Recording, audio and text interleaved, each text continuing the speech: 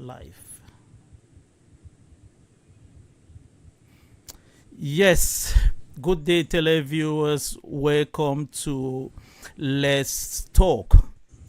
It's a program where we invite inspirational people all over the world to talk about the happenings in the world.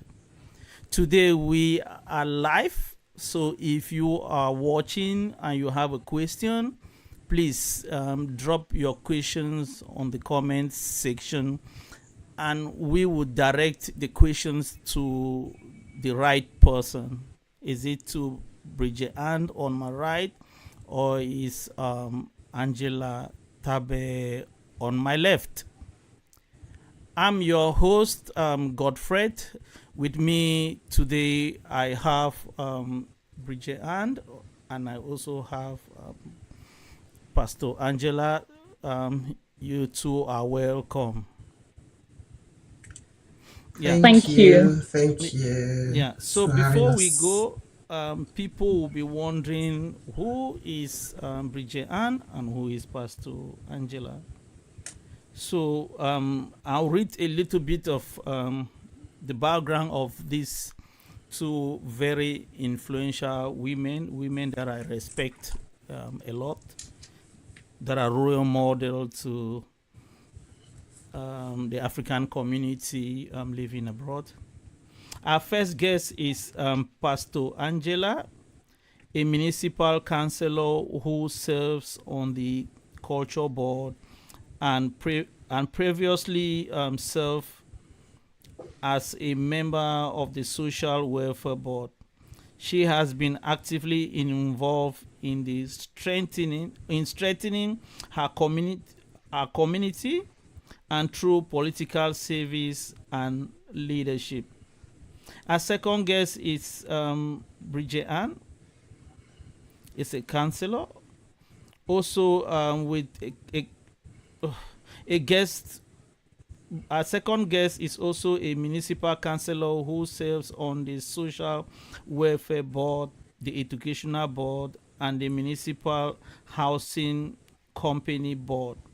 She is a young elected politician who had the honor of representing Sweden at the European Committee of the Region in Brussels, where she contributes to discussion on issues affecting locals and regional communities across Europe. Bridget Ann, you welcome. Thank you. Thank you Pastor so much. Angela, you are welcome. Thank you for having me on this wonderful platform. Thank you. So we're going to start with Bridget Ann. We're going to take it's more we are going to do it not like an interview. We're running a podcast, so it's just going to be discussion. But in order to allow our viewers to really follow up our goal of coming up with this program, we are going to talk to you, and later we are going to talk to the pastor. So, to Bridget Ann, can you tell us a little about your background and your journey to Sweden? Thank you very much. I normally call him director, so I'm going to use the same name that I call you on this platform. So thank you, director, for having me here. Thank you for the question. And I'm truly grateful for this opportunity to share, my life, my experience with the audience that will be watching this program either now or later. So, as everyone that have listened to the introduction already know, my name is Bridget Ann, and originally I'm from Cameroon.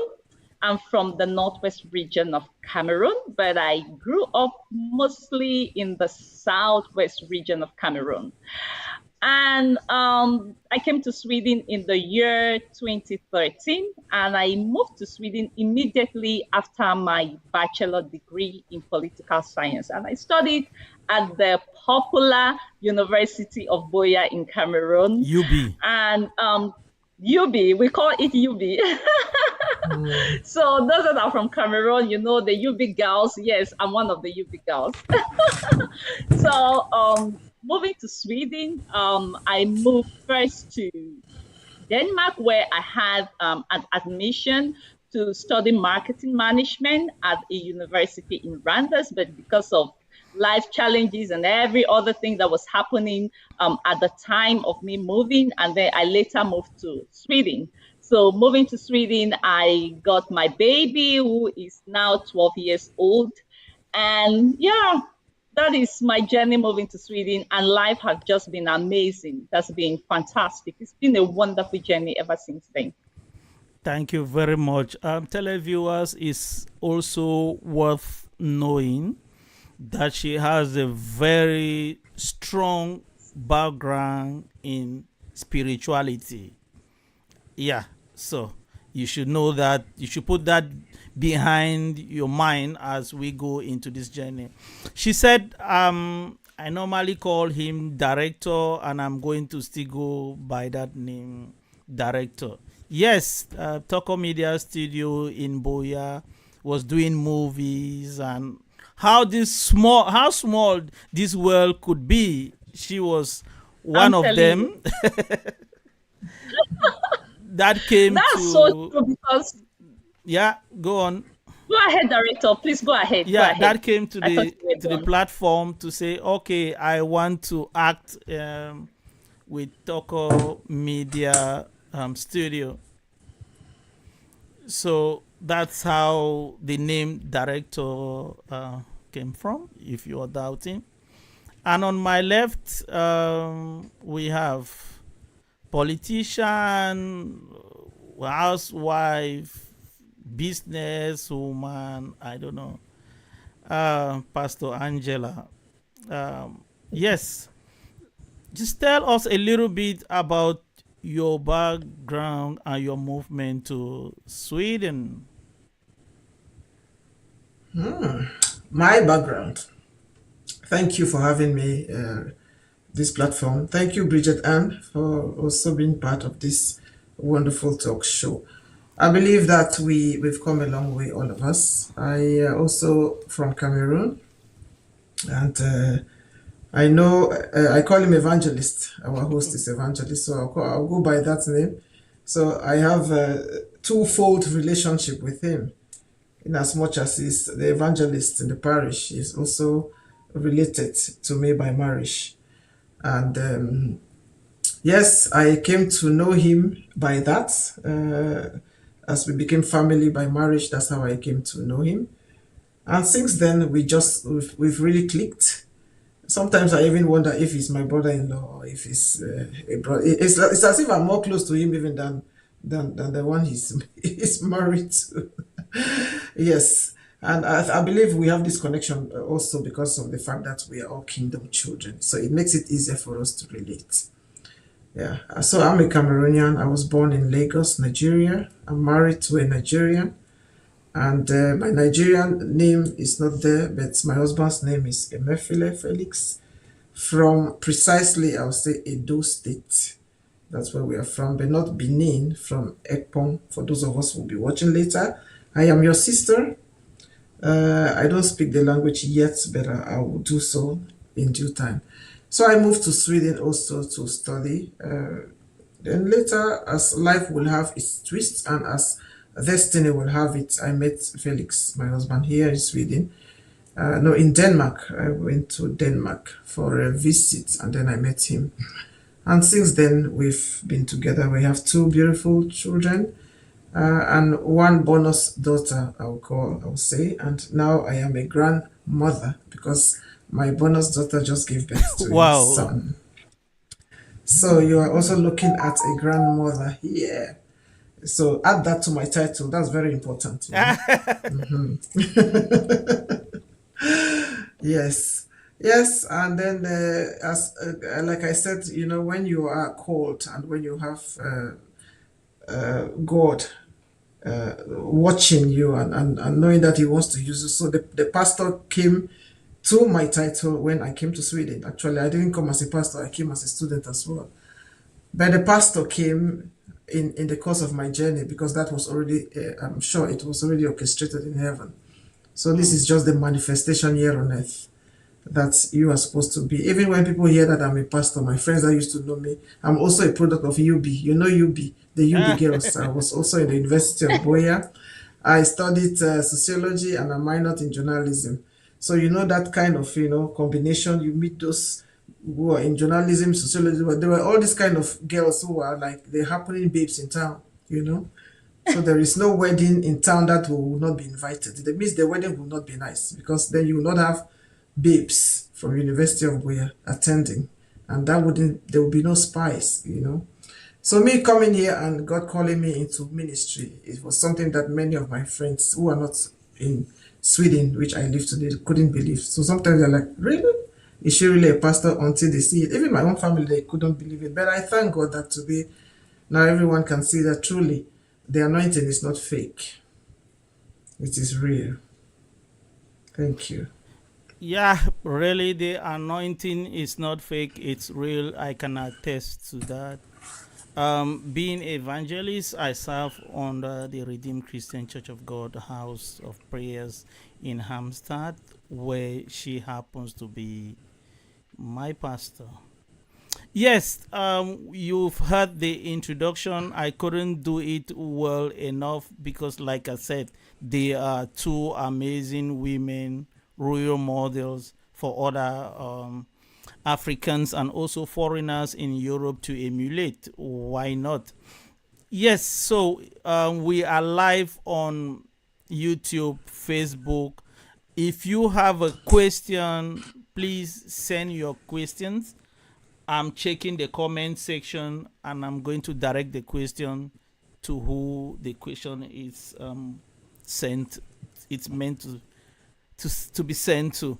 So let's kick off. When a plane wants to move, it starts by gathering momentum. This is what we have gathered. Now we start touching the journey and start swaying. So, Bridget, and what actually motivated you to go into politics? I mean, this is Sweden. First, the language. How do you overcome that right up to the point that today you are where you are? What motivated you? That's a very important question, Director, because whatever we do, the motive behind it matters. What motivated me to go into politics? I think it was just service to humanity and equality. That's what motivated me to go into politics. Before going into politics, I had no plans of ever becoming a politician. I wanted to be a full-time entrepreneur. That has always been my passion, my vision since the age of 17. I've always wanted to be an entrepreneur, even though I studied political science. So what motivated me to go into politics is because at the time I co-founded a nonprofit that seek funding to do projects that are related to integration in Sweden, and there were some challenges that the immigrant community was facing at the time, that we were not getting the results that we were looking for. And so, because of that, I started thinking of how to solve this problem once and for all, how to get the solution that we were facing, the immigrant community was facing in the town where I live, Ronneby. Okay. And so my co-founder and I, we had gone to different offices. We've talked to different leaders, and we were not getting the solution that we were actually looking for. And so one night, I just went to bed, having this worry in my heart, and I just slept. And I'm going to tell you, at 2 a.m. in the night, my eyes opened, and I just heard the word politics. At this That time, that was I had said by the no Holy idea. Spirit. I'm telling you, Director, it is something that I can't explain because I have never thought of going into politics. In fact, to tell you how serious that was for me, while studying at the University of Boya, the first day in my lecture room, the lecturer came in and said something that really repelled me from politics. And he said something, he said, politics is war without bloodshed. And that quote was by Mao Zedong. And that quote has stayed with me ever since then. And I was just thinking, like, what kind of life is that? Why would I want to get into a life where it is war without bloodshed? Whoa, It whoa, just whoa. felt like, oh my goodness, you'll be at war all the time, you know? So because of that, I was just like, no, I don't want to have anything to do with politics. But when I heard that voice, politics, I had this peace. I had this conviction that the solution that we were looking for will be in politics. And so the next day I went to the office.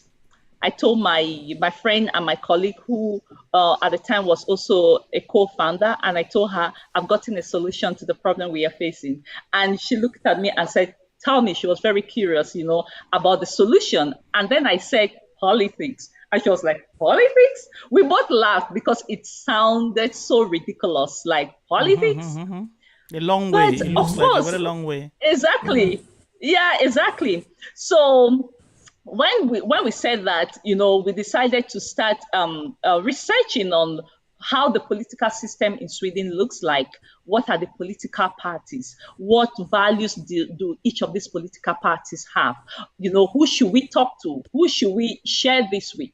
And so, looking at these different political parties, my goal was just to get in there and be as an informant, like giving the politicians the information that is needed to make the change that we are hoping and looking for.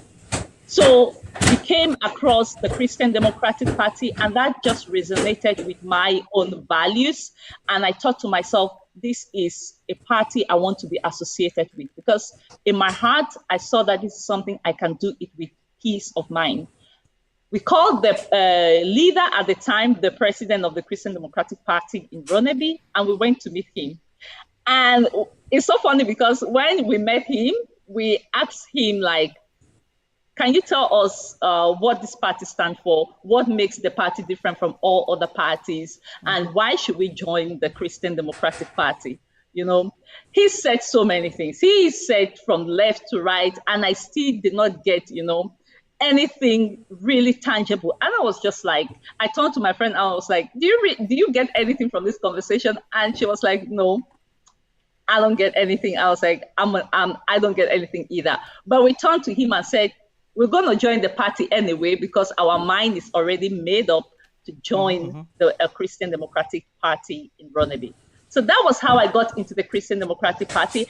And the first day that I went for the meeting was during the 2019 mandate. That was the after the elections and when the positions will be shared. So that first day I went for the meeting. I was appointed as the assistant on a municipal board. That was the social welfare board, or as a replacement member, which means that I will go to the meetings and participate and talk in the meeting and all of that. But when they asked me, the president asked me if I wanted to take this position, I was like, no, I'm not interested. Like, I felt so unprepared, and I felt like I didn't have the knowledge that is needed to sit on the board and all of that. But he just kept pressing, and everybody in the room was just like, take it. And so I decided to take that position on the first day of the meeting. But in that role, I learned a lot. I grew, I got everything that I needed to be where I am today just by starting there. So that was how my getting into politics started. Thank you very much. Such an inspirational journey. Like I said earlier, these are role models that we can emulate from them. And on my left, you have a pastor, and this has been going on a lot among Christians today. Should Christians be involved in politics? So I start asking the question: were you into politics first before becoming the pastor, or you were already a pastor and yet you think of becoming a politician? Because from where we coming from, we know politicians, they are liars. So should men of God, women of God, should they really go into politics?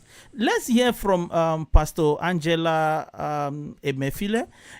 What really inspired you to join politics?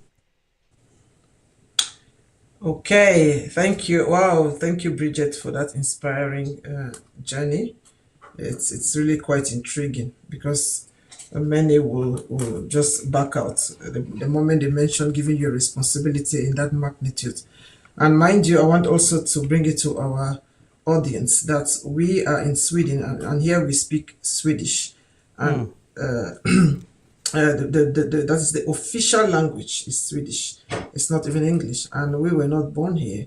We Okay, came Pastor, let when me we are let me already come there a adults. little bit before you So, continue. Can somebody still join the politics without being able to speak proper Swedish?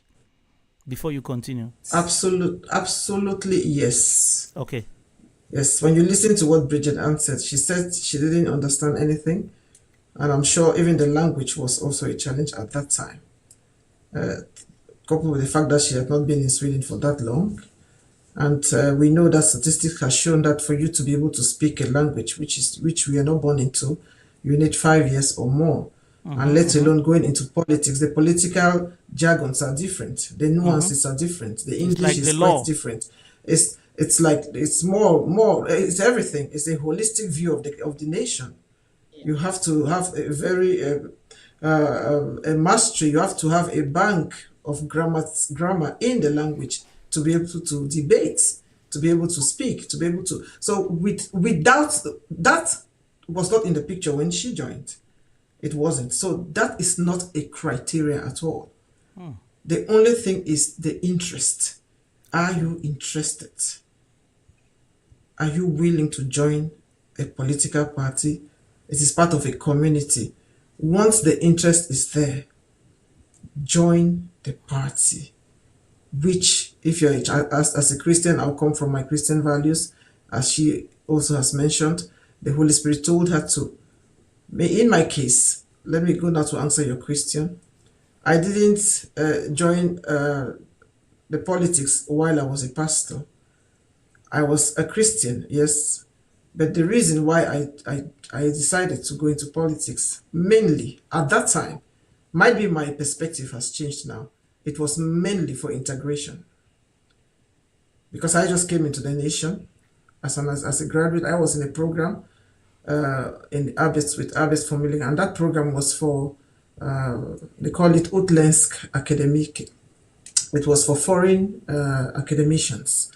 And what was the program about? It was for us to be integrated into the system, to be able to speak the language as per our profession and qualification. And now, as a social worker, I was also planning to be a journalist in this nation, and I was planning to continue with my social works.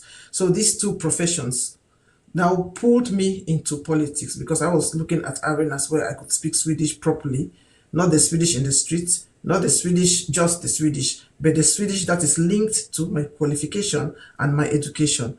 So I was also combing through the different political parties. So when when I came to Venstre Party, the first thing that caught my interest is that they are a socialist feminist. And you know me from birth, I've always been a female advocate. I've always been that one who wants to change that prejudice that women should be in the kitchen cooking, that women's place should be at the desk to be secretaries. I've always had that mindset that women can be leaders, women can be presidents, women can be whatever they want to be. Why not? Coming from our background in Africa and coming from our culture where women were not regarded as people who can, head companies, people who can be presidents. So that prejudice so when I read that, it caught my interest. I said, okay, this is the party which I think I would go into. And nobody called me. I didn't even call the the leader, I just looked for the office where they were. And they had a meeting. I didn't even know the kind of meeting they were having that day when I entered. I just entered into the into the room. Imagine an African woman, very African, just entered into a room, sitting, a bunch of whites, everybody white and blonde, blue eyes, and this is me just entering, bomb, and they're looking at me. They didn't ask you if you missed your way. They didn't. Rather, they were Okay. so excited. They were, yes. When I came, they welcomed me. They were like, "Oh, welcome." I mean, the excitement. That was in Malmo. They were so excited. Like they did. Nobody invited you. I said nobody invited me. How did you find us? I told them I went to the internet. I looked for Vesta Party there. I went to you to look for your office where you're doing your meetings, and I saw that you were having a meeting today, and I came. And they were so thrilled. So I sat there. Trust me, my Swedish was nothing to write home about. I didn't even understand half of the things they were saying. So I just sat there listening. And there, I joined the party. And they began to give me things every time they have a program. I began to travel with them. Even some opted to pay for my hotel fee. That is how happy they were to see me just coming, joining Wow. them without even understanding what I was doing. Not even knowing. And they began to teach me. Everything I wanted to know, they taught me. And politics is not just politics. There are so many lessons to learn, because then we had a professor that was in Lund. And that day he was coming to teach about the importance of leadership Okay. in that meeting. So while I was thinking I'm just going to join politics, I was learning so many different small courses which the politics was paying for. I was getting that for free. And that boosted my language. So I also want to go against the prejudice that a politician cannot be a pastor. I know that in Africa, the modalities of politics is not the same as here. Here in Sweden, I will say I will be proud to be a pastor and a politician. I started having post of responsibilities when I became a pastor. But before I became a pastor, I didn't have any post of responsibility. But when I became a pastor, that was when I was being offered my first post of responsibility to sit at the social council board. Now, this is a council which is very broad. It is a council that entails the family, social welfare, with all these things, children, taking children and all that. That is the council that makes decisions that affects all these parameters. I was to sit there as the leader. Now, my Swedish was not very good. I'm a pastor. And they asked me a question, which I answered by the help of the Holy Spirit. You are a pastor and you are a politician. What is your take on LGBTQ? I will not say what I answered here, but the Holy Spirit gave me an answer, and they were pleased with that. So yes, when God asks you to go for something, go for it. He will tell you exactly what to do at every given time. Thank you. Thank you very much, Pastor. Yeah, as Christians, I also want to believe we should go into politics, because even the politics control the very laws of the land in which the churches are planted. So if we don't go into politics and sit in those boards, then those boards will decide that all the churches should be shut down. There will be nobody to represent the Christians there, and those churches will be shut down. So I want to believe, accept with you about the fact that as a Christian, it's very important. It's just that the perspective of politics, it's different. In Africa, people think politics is a dirty game. Go there, enrich yourself, steal, embezzle, but we find ourselves in a part of the world where, as a politician, you only make name for your family, because it's all about your contribution.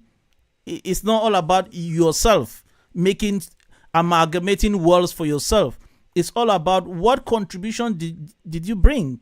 What ideas did you bring to change the community? And tomorrow your name will be read in different books, in the history of this country, that there was a lady called Bridget Ann, or Pastor Angela, that actually came up with this idea that has changed a lot of things. Like I started in the beginning, this is Let's Talk. We are talking politics, and we are live on Facebook, YouTube, Toko Media Studios, also on Bridget Ann and Pastor Angela. If you have any questions, please send the question to us. We are going to take it series by series because we have a lot to talk about. But each series or each episode is going to be like 1 hour. When I listen to Bridget Ann, her party is completely different from the same party that Pastor Angela are in. But this is politics. Knowing these two women, they are so close to each other. I don't think in Africa the two of them will be this close, because they will be like fighting for their various parties. But this is a topic for another day. How do you manage your friendship, sisterhood, but coming from two different parties? Now, I will go to my next question. I don't want to say what motivated you to join the various parties, because in your introduction, we already had that. But now, I want to ask an intriguing question. What are the challenges that you face being not just a woman, but a black woman coming from Africa in Swedish politics, Bridget? This question you asked me, I think, was it in the month of either March or April? I did an interview at the EU, or when I went for one of the plenary sessions.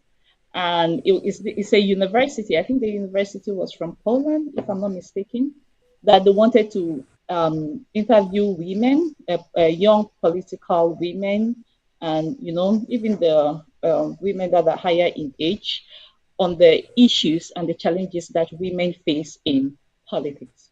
But I'm happy that you added an African woman with an African origin, or rather a woman with an African origin, the challenges that we face. Because I always say all the time, as women, we face challenges. But as immigrant women, there are other challenges that we face that the women that are here might not experience. And for example, like what Pastor said, I think Pastor really her presentation and everything she has shared, she really gave it to the T. I think like what she said, the language. The first thing that I experienced, that was like the biggest challenge of all.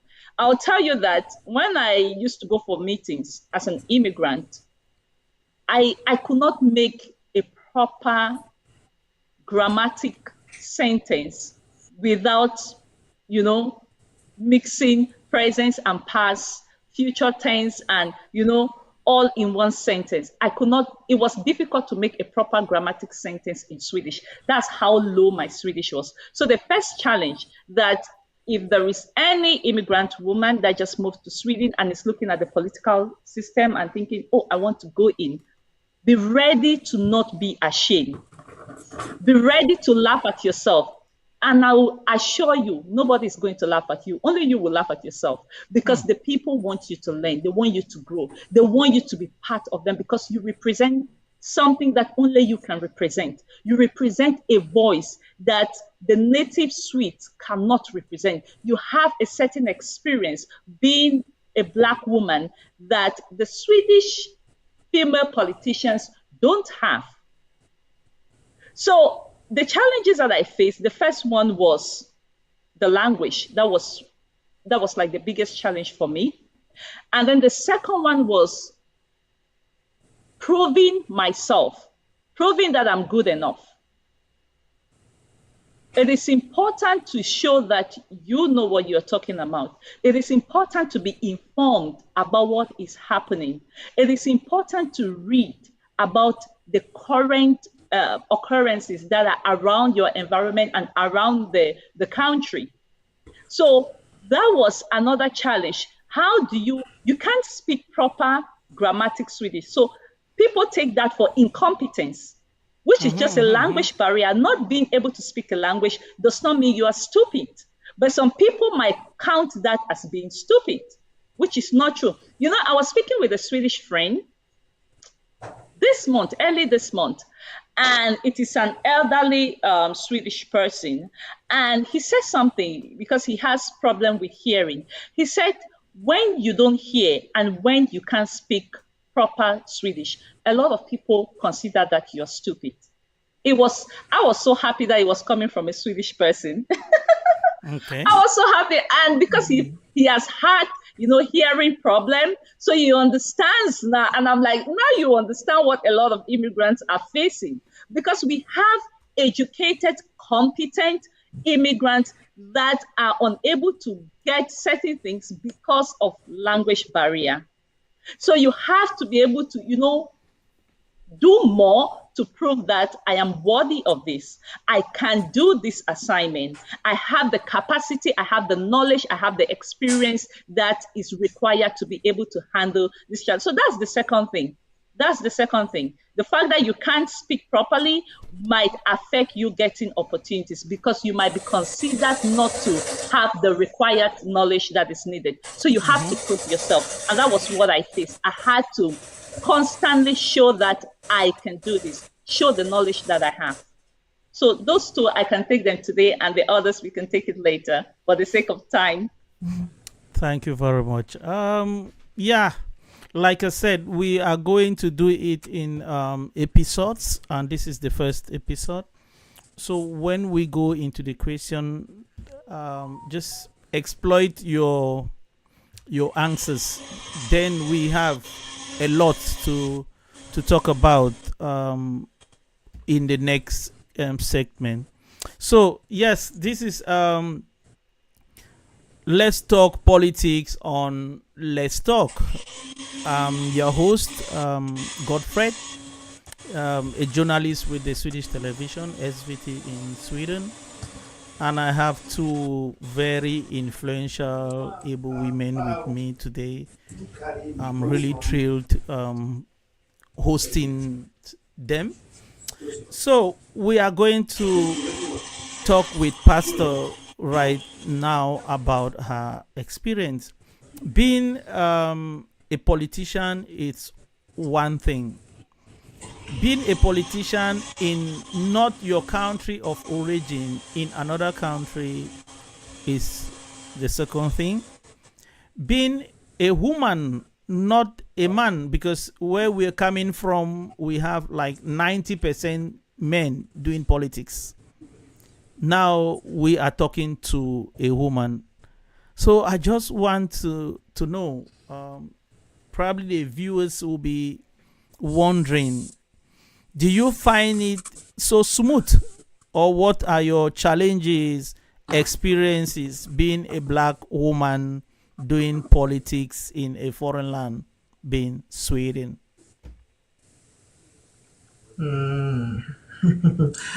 Yes, I think we all have one very common challenge, which Bridget has mentioned. That is the language. It is very clear that you cannot express, or you are limited to express yourself the way you should when your vocabulary or when your language bank is so empty. That's a limitation, because there are so many things that you would like to say, but you can't find the right words to put, or rather you can't even make a complete sentence or a paragraph, or you can't make an argument, a debate properly, because your words are few. That notwithstanding, we thank God that we are in Sweden, and Sweden is one of the countries which I applaud when it comes to gender equality.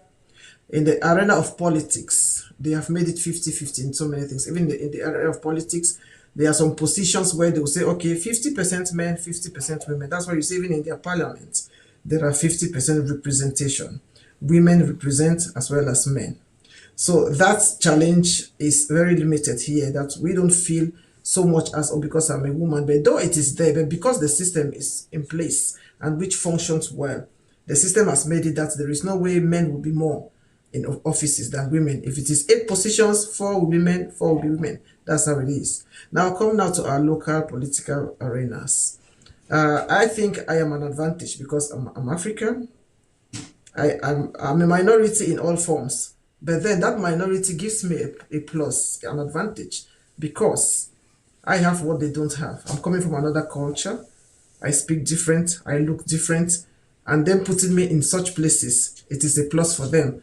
Why is it a plus? Because it makes the party, everybody knows that, this party is diversified, that they love diversity, that they are not racist, neither are they male chauvinists, that they include women, not only women, let alone they include even foreign women who are coming from other cultures are also part of it. So this also encourages other people, other women to join the policy or to support that particular party, because they realize that this party has no prejudice when it comes to women and when it comes to women of another color or from another nation, from another culture entirely, to represent them. So I think the most difficult part of it is for us to now blend into the Swedish culture. You know, in Sweden they have this it is a cultural thing, I would say, that they feel connected to the people with whom they have grown up with from childhood. And you coming from another nation, you didn't grow up here, you didn't go to school with them. So for them to allow you to come into their midst, they will not invite you. You have to break yourself in. And that is a challenge also. So if you are not a very forward social person, you will feel very left out, because in the meetings you see them in their small corners, in small groups discussing, and nobody will invite you that come. It is not part of their culture. You need to be a forward person to now break yourself in. And me, I used to do that. I will go to the small groups and break myself in, and I'll be like, what are you talking about? Why are you leaving me out? And they will laugh and they say, oh, come, sorry, we didn't think of it. You see, that's the challenge. Thank you. Yeah, you know, when I spoke of color, I wasn't just asking the questions because I understand the milieu where we find ourselves. When we talk about you having the color that we have, a black person, trying to try to pave way in Europe. I've got similar experiences when I worked with Google as a field technician. The car that I was given was like a latest model Mercedes, and I got so frustrated, not with the car, but the number of times I was intercepted or stopped by the police, asking me who has this car. I mean, so when I look at you people coming from Africa, paving your way, climbing, I could imagine me working with Google as a field technician.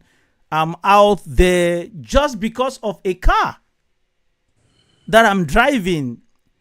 I was stopped so many times, just to ask me who has this car, because maybe they are thinking, this is 2024, this car is 2023, a black person shouldn't be driving this kind of a car.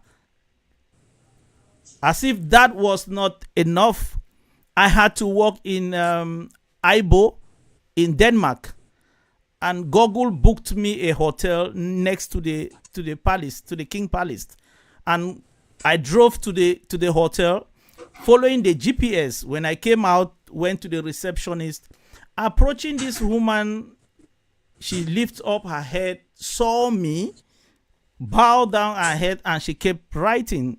As soon as I approached her, I told her, look, I have a reservation. She told me no. She didn't want to know where I'm coming from, who sent me. She just told me, no, it's not here. Go at the end of the hotel, turn left, go at the back, there's a hotel there. Come on. Listen to hear my name, get to know who sent me, look into your system to say, oh, no. But from the caller, she told me it's not here. I went at the back of the hotel. I was there for like 10 minutes. Looking at the map, it tells me I have to go in front. She says I have to go to the back. And then I start thinking, why should I be bothering myself? Thinking, let me just call the booking. So I called the booking and the same lady picked. I said, I've been looking for this hotel for like 10 minutes. I went in front. They told me, you guys are at the back. I'm at the back. She said, oh, I'm sorry. Come in front. Had it been she listened to me, I would say, I'm Godfred. I have a reservation from Google. But I mean, just looking at the color, already I was disqualified staying in that kind of hotel. So I can imagine that's why I ask the prejudice that you people face going into a parliament that I know for sure, maybe if we have 100 people, they should be like 10 blacks. Director, Yeah. thank you for this point that you really made, because the very reason I got into politics is because of injustice. And injustice is something that I hate. I hate when I feel like a particular group of people is facing or they are not getting what they are supposed to get, either because of race, sex, or any other thing. I just feel like that is totally unaccepted. Now, Yeah. and I also want to say that I want you to know that if we look at the world system, this is Yes. the truth, and statistics has shown that the black race is Okay. like We are on the the live ground on which session now, every other and race we are taking stands calls on. from those who. Bridget, just give me a minute. We are taking calls from those who are calling for the live project, the live streaming. So I'll call you back in about 5 minutes. Okay. Okay. Thank you. Okay. Yeah. Bridget, sorry about that. Yeah. So we are on a live session, and our numbers are on the screen. You are free to call us to ask your questions, and we will pause our conversation and we will answer your question. Sorry about that, Bridget. Can you continue? Yes, as I was saying, I'm saying that what I was trying to say is that the reason why I got into politics is because of one of the reason, actually there are many reasons, is to fight against injustice. I believe that every human has equal right, irrespective of their background, their race, their sex, wherever, I believe everybody has equal right. And that is why I love the rule of law, because it fights for the human right. Now, the second thing I also want to establish here, I'm one of those people that in the past, I would tell people, oh, I haven't experienced racism. I haven't experienced racism. But the fact that I haven't experienced racism, as I used to say before, does it eliminate the fact that other people are experiencing it? And as a politician, my voice is not just for myself, but to speak for people that are experiencing any form of injustice, either at the workplace or on the street or anywhere in the hospitals, wherever it is.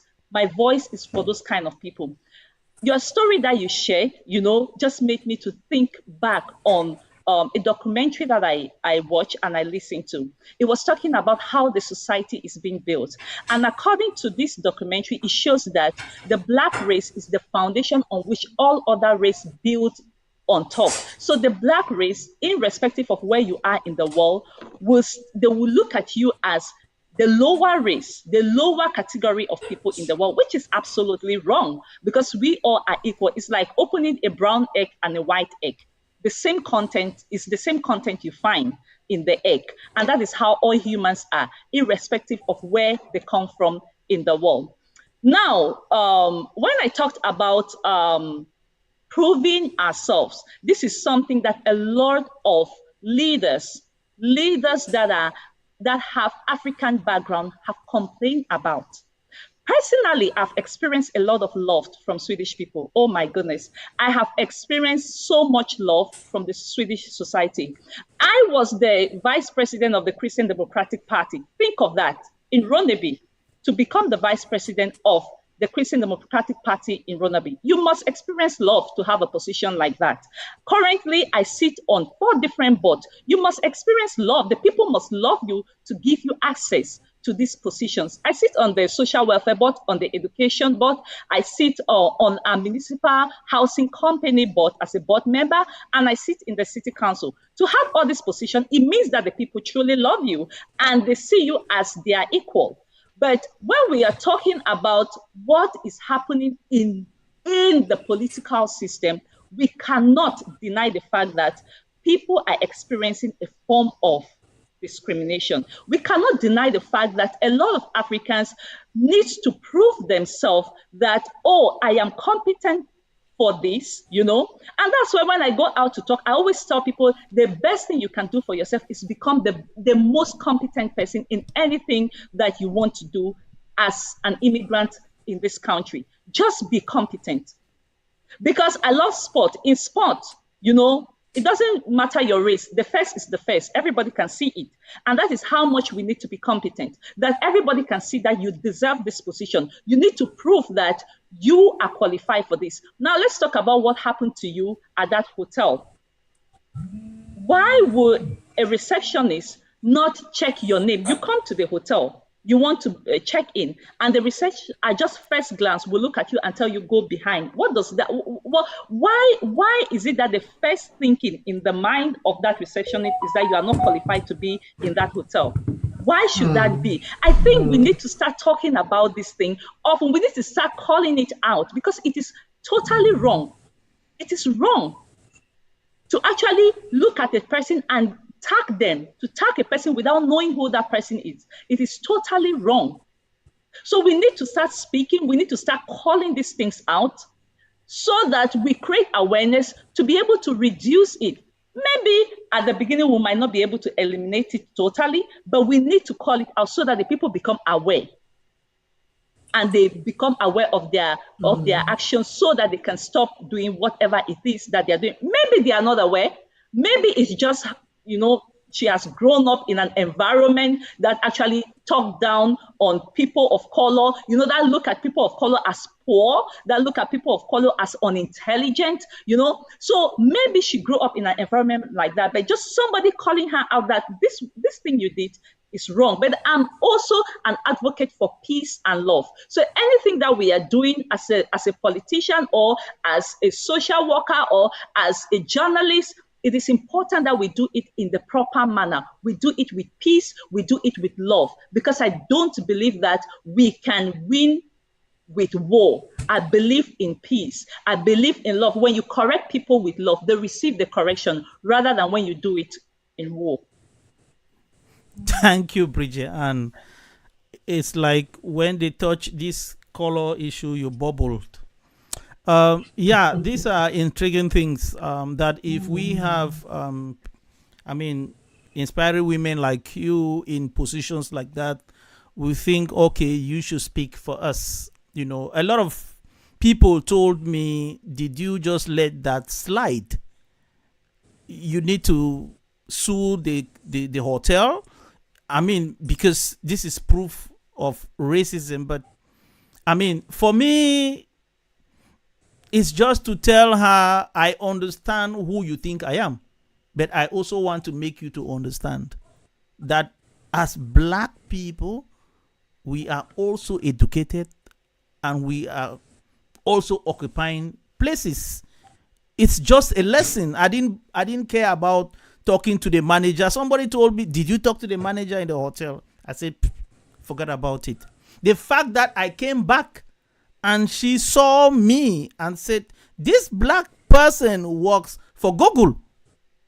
That's enough lesson. Maybe next time when she sees another Black person, she'll be thinking, maybe this one works for the presidency. That notion of they can't find themselves in any better position will be wiped out. Pastor, I know when I call pastor and I want to go into politics, you see my head start going. There is something you said, and I sat there. They asked me the question, but I said something. The Holy Spirit led me to say, but I'm not going to say it here. This is really politic and pastor,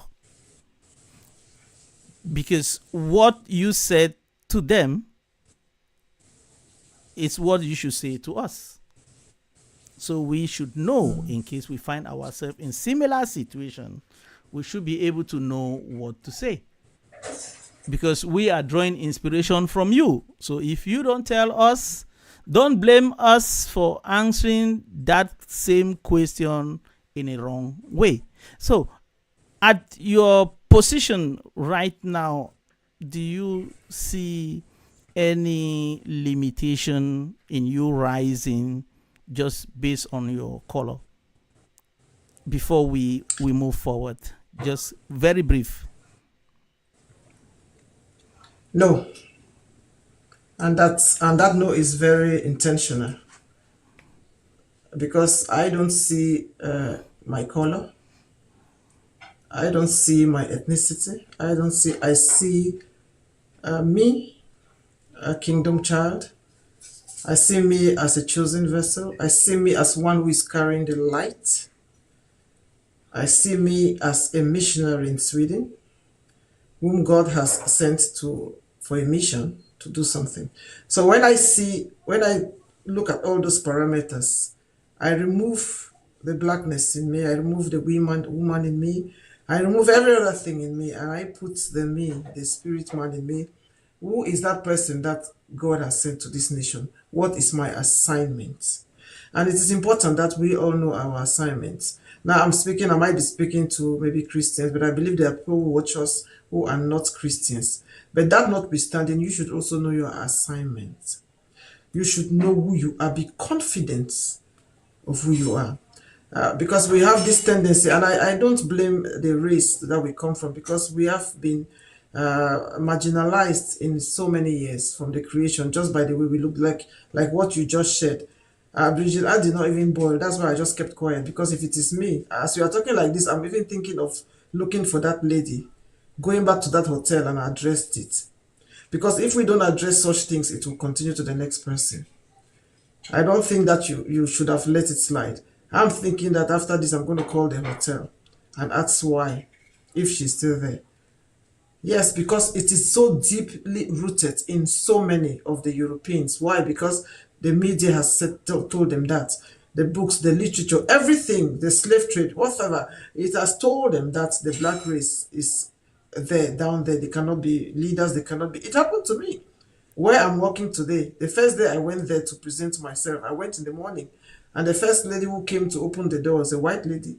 When she saw me, she told me, she said, you've come in the morning. We don't receive guests in the mornings. Come at night. But I was going there as the new boss. So when the other lady saw me and came and opened the door, this lady, she almost like let the earth open and let her be swallowed. And she has been apologizing up to now. That's sorry. She's so sorry for that statement. She didn't know. She thought I was one of the people that they are taking care of. She was just trying to tell them that. I said, no, don't worry. But you see, that is also part of it. But why I didn't take that to her? Because she thought I was a homeless coming to look for shelter. She didn't know that I was the one who is coming to lead the organization. But should I stop talking about that? I had to teach her something. Don't do that. Because she was now judging me by the cover.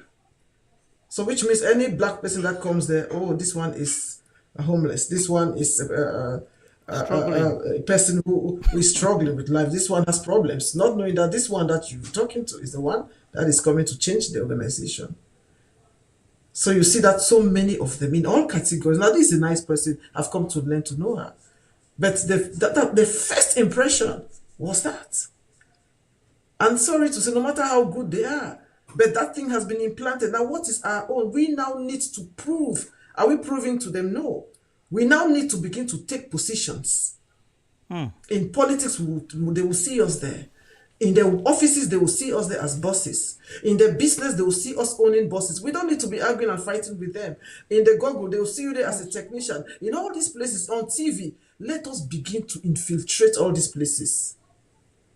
That is how we will beat that. If we don't do that, we will keep on crying and keep on, it will continue to their children. But like I said, there is nothing stopping you from becoming whoever, whatever you want to become, especially if you understand who you are. Me sitting here, I know where I'm going to in politics. Right now, I sit in the local council, but I know that's not where it ends. I know what I've seen, I know what God has shown me, and I know my capabilities. I am not boasting about them, it is there. And I keep learning to know more. And like she said, I also mentioned that I have also been very loved by the Swedes because they have been every position they want. I've been the one who's been rejecting so. But they have been every position that comes, they're like, oh, I want you here, I want you to sit here. Sometimes I ask them, do you think I'm 1 million in one person? I have so many other responsibilities, I can't take everything. You see? So because I have made myself for them to know. So when they see me, even they say it, that when we look at you, we don't even see a black woman. You are just like one of us. Why? Because that is how I have presented myself. I've not presented myself like this submissive, or everything they say, I say yes, my yes, and no. We need to step up with confidence and boldness. We need to, when we are with these people, we don't need to always be the ones that say yes. We need to challenge them. We need to go to the front and say, no, this what you see is not right. That's not what we're doing. That's how we're going to do it. We don't need to answer yes to everything. And I believe that's the mistake that we make. Because we feel that, oh, we are blacks, we are a little bit the minority, everything they say. No, we have a brain. God has given us a brain to think. We are wise. Let us begin to make use of it. Let us be, like in Africa, they say fast forward. I think it is what we need to do in this season. We need to be fast forward. And they will see us as ministers in this nation. They will see Amen. us. Believe that. Yes. I truly believe that. And Pastor, you said something that I want to talk about it. You said that, like, when they say, "Oh, I don't even see you as an African woman," that's something that I've been Bridget, correcting try a lot to of. centralize yourself a little bit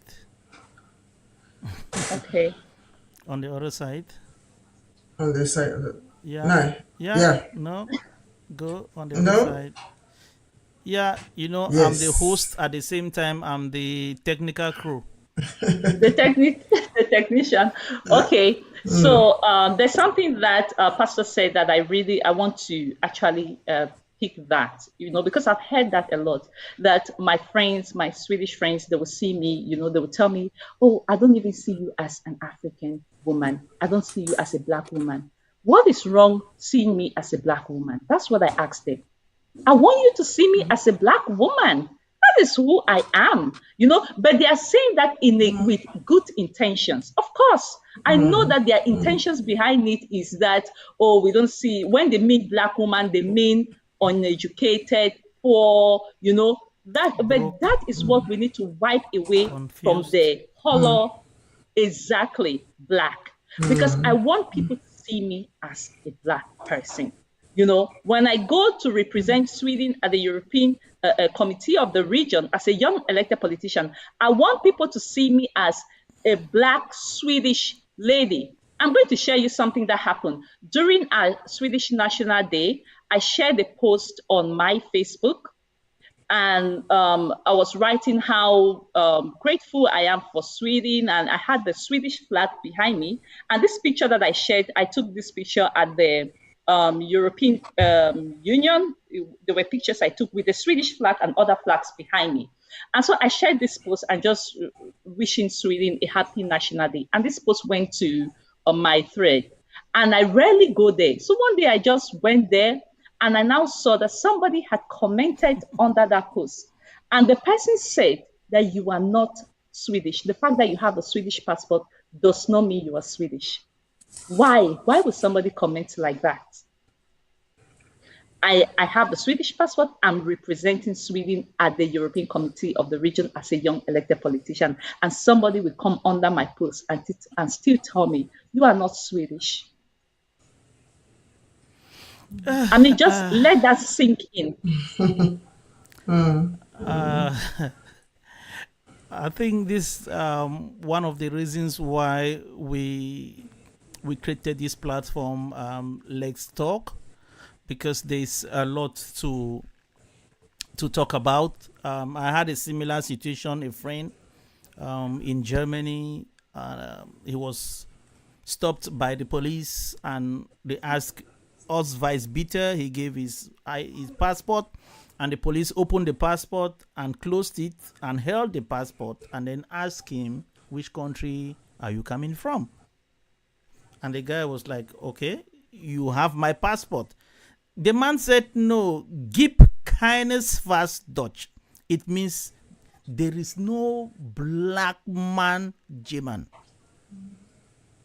You see, he said again, he said, gib keines was Dutch. Then he explained to him, in the origin of this country, there are no black people. So it means you are coming from somewhere. So where are you coming from? I think this is an education to also tell our people that when you have the passport, when you find yourself in the platform that you find yourself, don't forget where you are coming from. Because while you represent Sweden, you are still there to represent the community in which you are coming from, because they are looking up to you as their voices. Me, whatever I go through as a journalist, I can just come on platform and talk. I don't have that opportunity to sit on the kind of boards, meet the kind of politicians that you people are meeting to put this forth. So when we talk to you people. So if you go to represent, you also remember us. We had another question.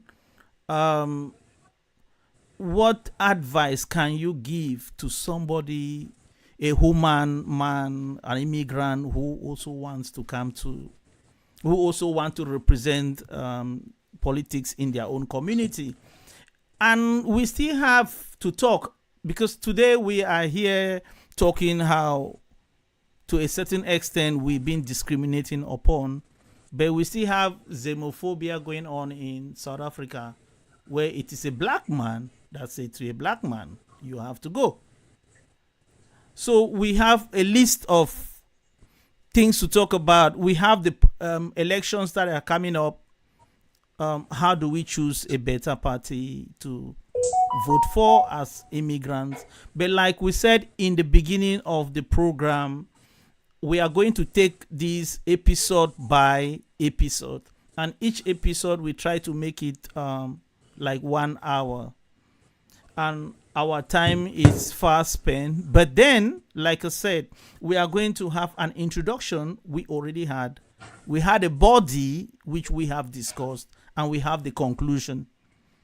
So Bridget Ann, I don't want you to go into the questions I was talking about, because we are going to take them in the next session.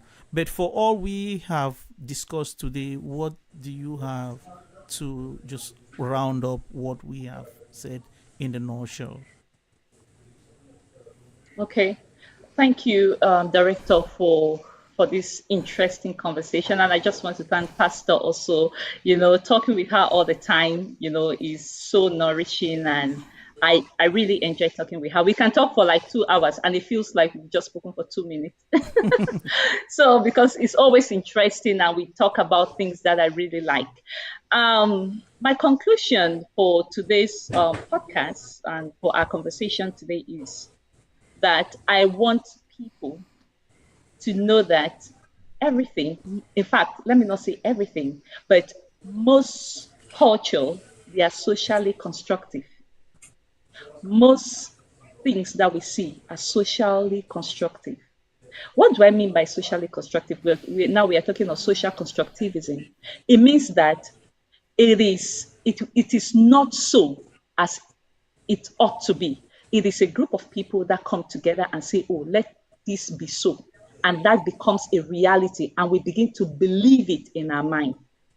So, for example, the air around the Black race, it is a social constructed narrative that a lot of people have consumed, they believe, and they are living that reality, which is not true.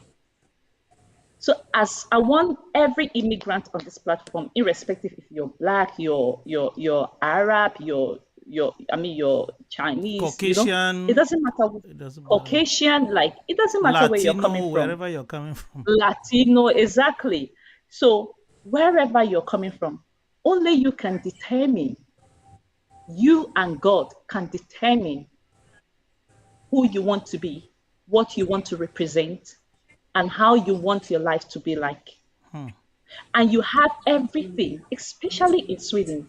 Let's not forget, Sweden is a country of opportunities. Sweden is a country. I used to tell people, I say, I love this country with all of my heart. And that is why I am in politics, because I love this country. I love the people. I love my immigrant community with all of my heart. You can't do politics without love for people, genuine love for people. That's the first criteria. You have to love people. So, whatever it is that you want to do, you want to become, I'm telling you today, you have what it takes. If you can think it, if you can think that I want to become this, I want to do this, I assure you, if you put in the work, you'll become it. You become it. If I can represent Sweden as a young elected politician at the European Committee of the Region, you can become anything you want to become. So don't give up. Don't let the voices of other people determine the outcome of your life. Guide your mind. You are in charge of your life and you can make it whatever it is that you want it to be. That's my final word for this session. Thank you very much, Brady. And now we go to Pastor as we round up. Yes, yes, yes. Thank you for this wonderful conversation. I believe it's something that we need at this time, especially in Sweden, where elections are around the corner. I think also in many other nations that elections are around the corner. And one thing which I will take home, which I will send as an advice to anyone who is listening, watching, if you are someone who has a calling to serve, I will advise you to join politics. Now, don't think of politics like the way we do it in Africa. Think of politics as part of a calling, because the Bible makes us to understand that when the righteous are in power, the people rejoice. And if you want to see people rejoicing, and you know that you are one of the righteous ones, be a part of this movement. Like Bridget Anna said, it is a social myth. It's a group of people coming together to decide something, and that thing is enacted and it becomes a law. So if you want to see laws that will favor immigrants, favor your children, not only immigrants as well, favor even the children that are growing up in this society, I believe that politics is a channel that you can use to create impact in the community, no matter how small. Your name will never be forgotten for something that you did many years ago. Thank you. Thank you very much. On my left, Pastor Angela, politician, pastor, Hamstad, and in the Swedish and in Sweden, and also Bridget Ann, politician also representing Sweden in EU, and also serving in different boards in her community. I am Godfred, a former broadcast technician with SVT Nyheter Holland, the CEO of Toko Media Studio, and a certified journalist with a press card in Sweden. We come to the end of our session for today, and same time next week, God willing, we will be here again for the second part of this intriguing conversation. It's very primordial, especially given the period in which it's coming, where we have our elections coming up. If there is something I've learned today from these two, not just beautiful, but it's like BB, beautiful with brain, women that are sitting on my both side. It's that if you go into a society Don't stay under the table. Study to show yourself approved. They said in Sweden, the platform is there. Don't just limit yourself. Take advantage of the opportunity that you have in front of you and run with it. If they can do it, you can also do it. Thank you very much for watching Let's Talk. Today we're talking about politics. Bye. Bye. Thank you, everyone. Thank you. Bye.